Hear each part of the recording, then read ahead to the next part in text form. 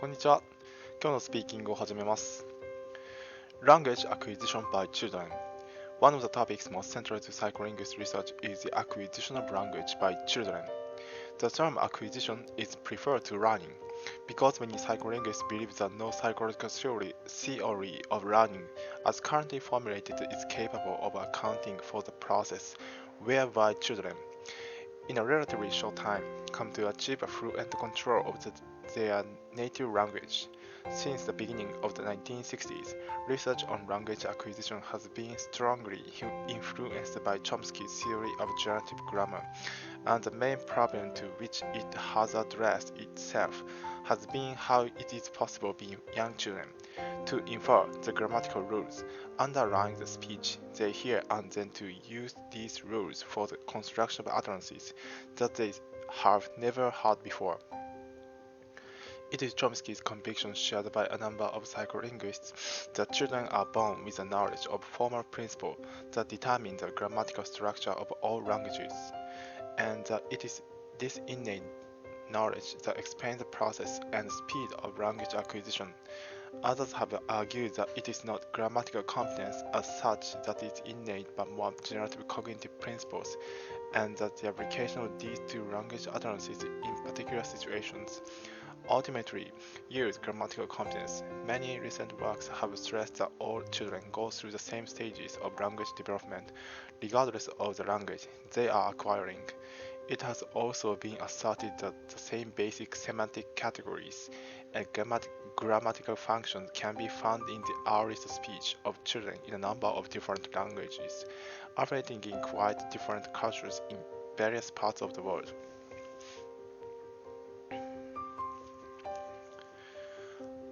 Roman arch. Ancient Rome greatly influenced architecture and continues as a major influence even today. One architectural feature Rome perfected is the arch. Romans did not invent the arch, but they greatly expanded its use and designed arches that could support massive amounts of weight.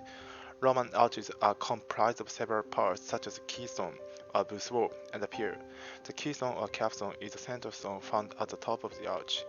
In this position, it supports the surrounding bricks or stones and helps distribute the weight of the remainder of the arch.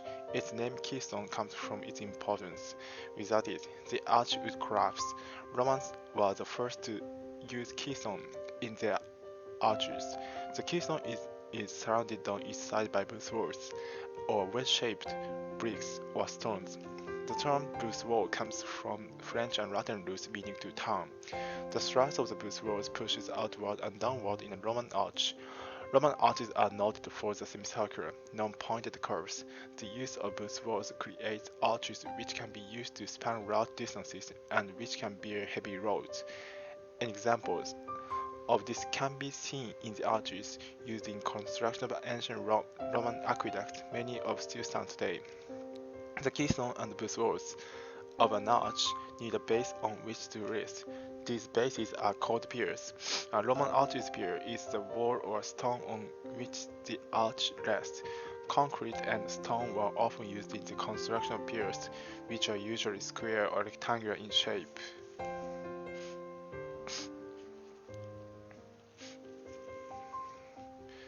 Romanticism. Like many literary and artistic movements, Romanticism started as a recitation against perceived structures of the preceding age. In this case, early Romantic writers wished to move away from the philosophical formalism of the neoclassical age. Man's relation to the natural world re-established, while the basis of philosophy began to shift toward what would later be called transcendentalism, the belief system that places God back in nature. Landscape art, gardening, music, even theology re-established the place of humans within a completely untamed natural world. The emphasis in all areas of creative endeavor was in the reliance upon emotions and the natural sciences, while placing humans in a new Eden. Critics and historians now look back upon the years between 1850 and 1855 as the American Renaissance, primarily due to the fact that so many writers of pivotal importance were busily recording their work at the time. Emerson, Thoreau, Melville, Hawthorne, and others. Moreover, transcendentalism was taking its place as a serious philosophical stance. Beginning in the Far East and traveling through Europe, transcendentalism finally found its way to America through the writings of Ralph Waldo Emerson and Henry David Thoreau. The basic premise resides in the realization that neither theism nor deism can adequately answer the burning question of man's relationship with God. Instead, transcendentalists chose a form of pantheism to articulate their view of the universe. The major group of transcendentalists comprised young intellectuals in the Boston area who were, for the first time, concerned with the theology of liberal Unitarian Church.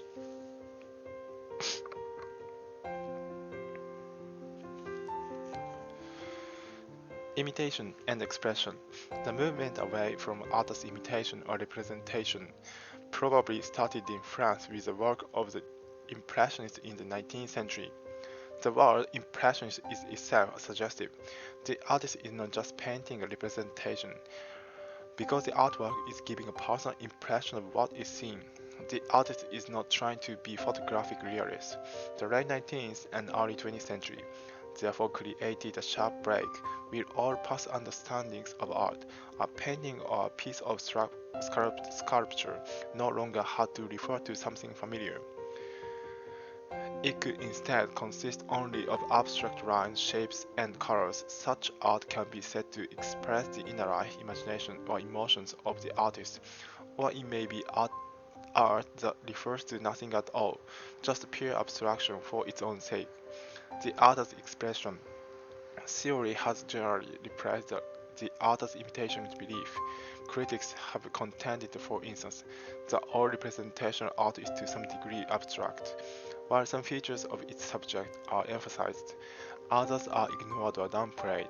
The Gothic art of the Middle Ages was abstract to some degree in that it did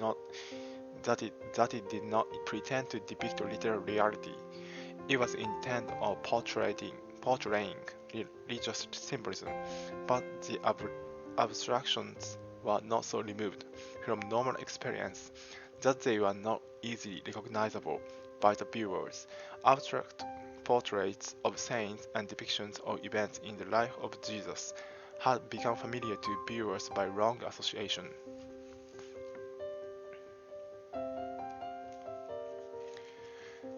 Emily Dickinson, 1830 to 1886. In that totality we call style, Emily Dickinson's poems were unique, no doubt influenced by her Yankee heritage. She squeezed words of meaning into the smallest space. Her longest poem extends to only 50 lines. Such compression makes her work aphoristic like Emerson's, but also results in occasional obscurity. The language of the poems, imprecise, instantly expressive, and richly contagious like the Elizabethans, Dickinson not only exhibit the lust for all kinds of words, but also took noticeable liberties with grammar. She delighted in such indirections as ambiguity, incongruity, paradoxes, and puns, a method well described in her poem, Tell all the truth but tell it strong. Capitalization served her as a sort of underline to emphasize any word she wished. For punctuation, she used dashes with such abandon that her manuscripts have constantly frustrated their editors, Thomas H. Johnson, and others even attribute a musical function to these dashes. Her prosody, at first sight, seems the most derivative of her unique, for her meters are essentially those of English hymn.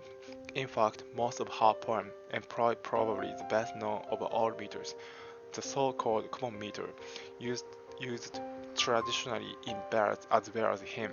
Yet Dickinson never felt bound to these forms but experimented with them, sometimes mixing several meters in a single poem. Rhyme in her hands proved equally flexible and functional.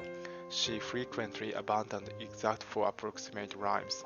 Although this freedom with rhyme invites comparison with such poets as Vaughan and Emerson, it is safe